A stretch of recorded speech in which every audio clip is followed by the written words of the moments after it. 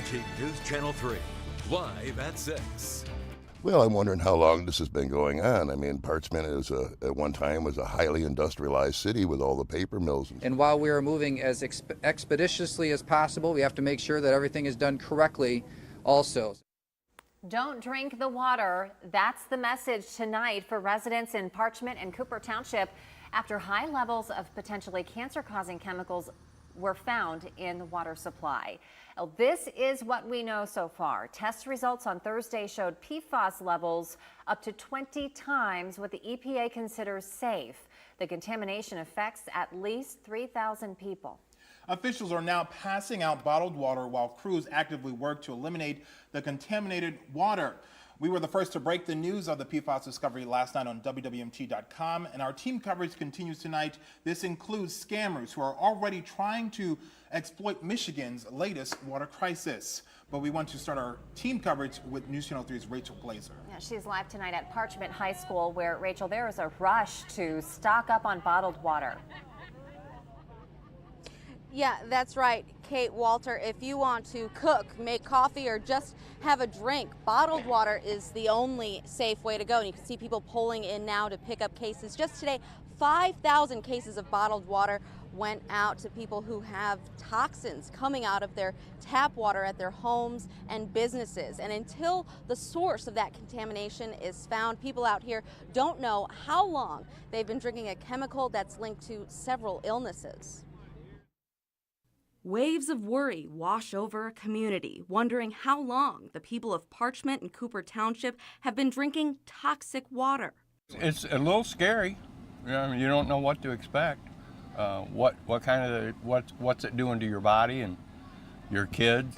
The first ever state test on the local water supply found PFAS levels up to 20 times higher than what the EPA considers safe. I mean, what can you say? I mean, we don't know how long it's been contaminated. Owner of Scooter D's restaurant in Parchment, Dave Foy, is worried about his health and his business. Long term, I don't know. It's like, we could possibly end up having to close the doors. We can't cook with the water. Now hooked up to the city of Kalamazoo's water supply to flush out the toxic system in Parchment, some overflow has entered the city's system, which will be treated. We're the saline solution that washes that wound. We've got to get these contaminants out. A permanent switch will require several weeks of testing before that water is safe to drink in Parchment. As we learned in Flint and other places, we got to make sure that new water that comes in is safe. You got different pipes that are old, 60, 70-year-old pipes. Until then, residents will have to rely on bottled water. We have 2 cases of water for you right now. In the wait for answers and water that's safe to drink, residents here worry the worst is yet to come. It's everywhere. This is only the tip of the iceberg, really. Michigan is the first state to require testing on water supplies that go to 10,000 people or less. So about halfway through that testing process, there are 900 more locations to go. So the water crisis here could be just one of many more to come. Reporting live in Parchment, Rachel Glazer, News Channel 3. All right, Rachel, thank you. And many of you are asking, what are PFAS? Well, PFAS are man-made chemicals, and they include PFOAs and PFOs. The chemicals have been used in firefighting foams and in some consumer products. There is evidence that exposure to PFAS can lead to adverse health effects. And right now we're taking a look at how PFAS can affect your health. News Channel 3's Anna Giles has been speaking with doctors. She's live in Parchment with what you need to know. Anna? Yeah, Walter, doctors say there's no reason to rush to an emergency room or make an appointment. The research surrounding the health effects of PFAS is still very much in its beginning stages.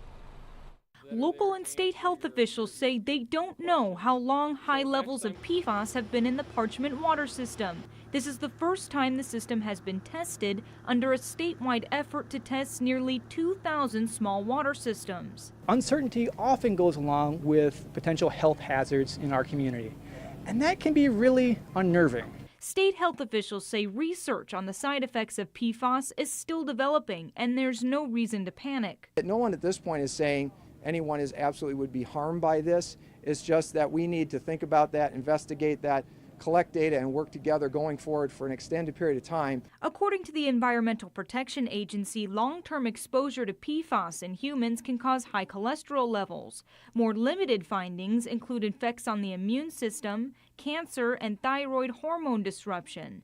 As dozens in Parchment rush to pick up bottled water, some wonder about private wells in the Parchment area. State officials will be testing those in the coming weeks. They warn people not to purchase or trust private water testing kits. State officials will be testing private wells as they flush the Parchment system in the coming weeks.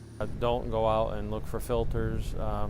Right now, the bottled water that we provide is the safest way to assure that you're getting water. Well, here at Parchment City Hall, the hotline number is posted. If you have any questions, that number is 373-5346. Doctors also want you to know that boiling your water does not get rid of PFAS. And also, most residential filters don't get rid of PFAS. We're now live in Parchment. Anna Giles, News Channel 3. Also tonight, police are warning people in the affected areas to keep an eye out for, of all things, scams. News Channel 3's George Rodas is live in Cooper Township with that part of the story. George? Yeah, police are telling us that they've received multiple calls, both from Parchment and here in Cooper Township, of two men driving a maroon SUV through both areas, trying to sell PFAS testing kits and filters. Township of Kalamazoo police say they're being told that these men are coming right up to people's front doors and aggressively pushing their sales pitch. Police tell us what these men are trying to sell is not legitimate because filters for PFAS wouldn't come from a door-to-door salesman. You can get them through specific sources. Police saying that there are always people looking to take advantage of vulnerable communities. It becomes a situation where you're not necessarily uninformed, but there's so much coming at you, along with the fact that you're worried about your basic needs such as water, and so people start to maybe fall prey to people who have what I would call a silver tongue. Somebody who is a quick sale kind of individual who gains your confidence and trust, and then preys on you and in a time of need, and it's unfortunate. Police are urging you to call them right away if someone knocks on your door trying to sell one of these test kits and filters. And if you have a private well and you want that tested for contamination, we're told that it's best to call the Kalamazoo County Health and Community Services Department. For now, live at Cooper Township, George Rodas, News Channel 3. As we work to learn more, a new report suggests this and other PFAS problems could have been prevented. Investigative reporter Cody Combs will have more coming up later in the show. Attacked and nearly abducted, a woman fights off the man who almost kidnapped her. Tonight, the evidence that suggests she may have been targeted.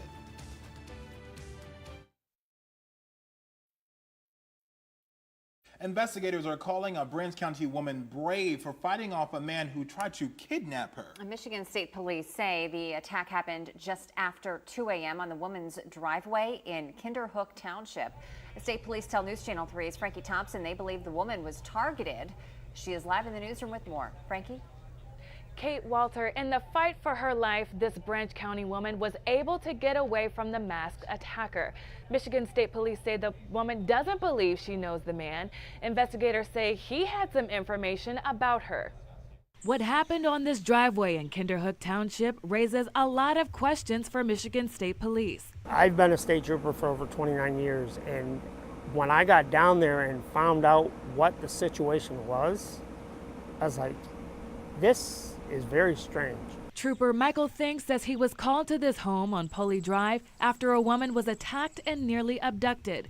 Think says the woman was driving down her driveway, going to work around 2 a.m. when she saw this wooden plank in the way. She had to stop and she got out of her car and she moved it out of the way.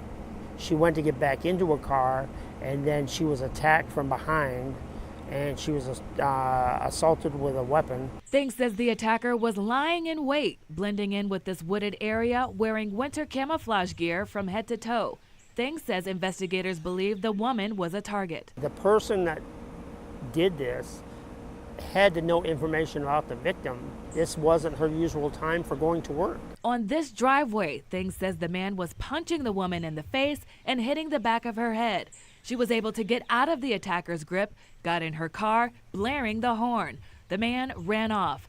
Things says this should be a reminder to everyone to call 911 if something seems suspicious. That's what we're here for. We would rather go to a complaint where it turns out it was really nothing than go to a complaint where something like this happened and somebody actually was hurt or even worse.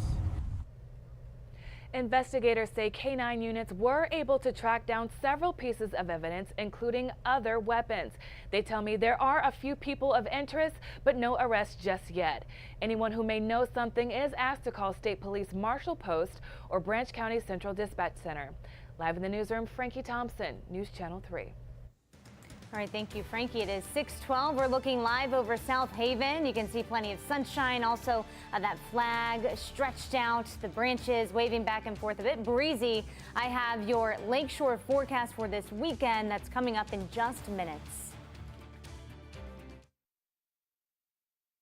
And welcome back to News Channel 3 live at 6 on this Friday. I'm Kate Tillotson. And I'm Walter Smith Randolph in for Andy tonight. Some say the PFAS problem could have been dealt with years ago, potentially saving people from disease and death. News Channel 3's investigative reporter Cody Combs is looking into those claims and obtained a report that some say was withheld from the public. Cody? Walter, right here it is. Back in 2012, this report was presented to the DEQ titled Michigan's Contaminant-Induced Human Health Crisis. In it, there are warnings about the prevalence of PFAS in Michigan. Local Democratic State House Rep Winnie Brink says that report, for whatever reason, never really saw the light of day. And now she says we're paying the price. She also says Governor Snyder's PFAS testing plan is late in the game as a result. What I'd say is that they knew about this 6 years ago and did nothing about it until this year. So those facts speak for themselves. The fact that there are other states that have done less does not excuse their inaction when they had knowledge of this significant health risk for 6 years. The governor's communications director responded to those criticisms, not mincing words, reading in part, quote, sound bites that scare people in an attempt to score political points are useless. Actions that the state and local officials are taking to provide safe water to the residents of Parchment and Cooper Township in the short, medium, and long term are what will help protect public health in Southwest Michigan and across the state. Again, it's not clear if the governor ever saw that 2012 report, but the DEQ in this case is accused of burying the report and only recently releasing it after being pressed to do so. It warns of the adverse environmental impacts of PFAS and that they should not be discounted. The governor's office did not directly address the existence of this report, but did say Governor Snyder started the initiative in this state to start testing for PFAS. Some, however, say if the report were published sooner, this would have been dealt with already. Live in the studio, I'm Cody Combs, News Channel 3. Well, just last week, high PFAS levels also turned up in Richland. 4 wells there tested positive for levels 16 times higher than the federal limit. According to the state, the contamination comes from an old factory known for dumping poisonous toxins. A state spokesperson says it will pay for all filtration systems at homes with these contaminated wells. PFAS was also found in at least 20 drinking water wells in Calhoun County. The DEQ tested 61 private wells within 1 mile of the Air National Guard base in Battle Creek, where firefighting foam containing PFAS was used for decades. The National Guard did its own testing, and those results are expected in late August. A public meeting to discuss water concerns at the military base is scheduled for July 30th.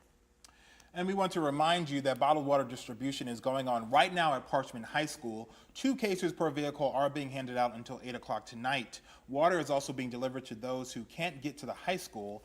The number to call is 269-373-5346. That number is on your screen. An open house and town hall meeting to discuss PFAS is set for this Tuesday. It's happening at Parchment High School.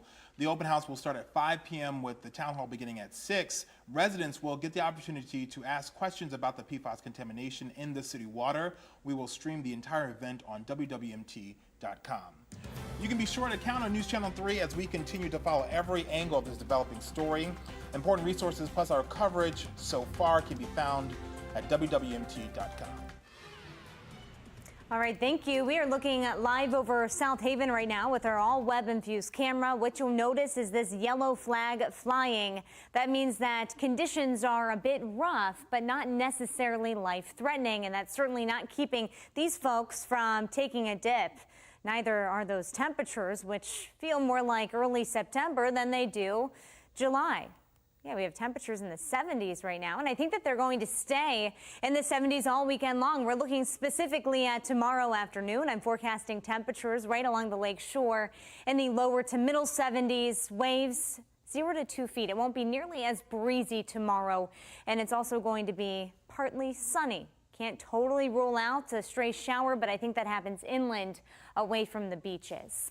5 a.m. tomorrow morning, yeah, temperatures falling into the upper 50s, the middle 70s to upper 70s in store tomorrow afternoon. And then once again, temperatures falling into the upper 50s by the time we wake up Sunday morning. Sunday afternoon is going to be slightly warmer with highs near 80 degrees. You see that 10% chance for a shower or a storm. I'm forecasting what will be underwhelming chances this weekend. By Monday, we'll bump that up to 30%, which still isn't significant. And that's for an afternoon thunderstorm come the start of the work week. Temperatures in the lower 80s then. You can see this area of low pressure spinning just south of the Hudson Bay. It's moving from Ontario into Quebec, and it's spinning those showers and thunderstorms out ahead of it. Behind it, some lackluster rain showers. If you see one, it's going to be very light, very brief. In other words, count on dry conditions throughout tonight and for the majority of your weekend. Temperatures are in the lower 70s along the lake shore, 73 degrees, Three Rivers. Good evening, Coldwater, 73 degrees there and 70 in Grand Rapids. Winds gusting out of the west and northwest between 15 and 20 miles an hour. Tough to take that kayak out if that's what you were thinking about doing tonight on those inland lakes. We want to remind you to look at Mars this weekend. You don't have to, but hey, I think it's a good idea. It's going to look the brightest it's been since 2003. And you can find it to the lower right of that full sturgeon moon, called the full sturgeon moon because it's the second full moon of summer. Fun facts. You get a lot of them today. All right, Earth passing between Mars and the sun. Mars at opposition. That's why it looks so bright. Better rain chances Tuesday and Wednesday, and we need them. Yeah, we need rain. Yeah, absolutely. We haven't gotten as much as we would have liked, especially the farmers. Christina, thank you. All right. Well, the Detroit Lions holding their first training camp practice today. Yeah, we'll have a report from Allen Park coming up next in sports.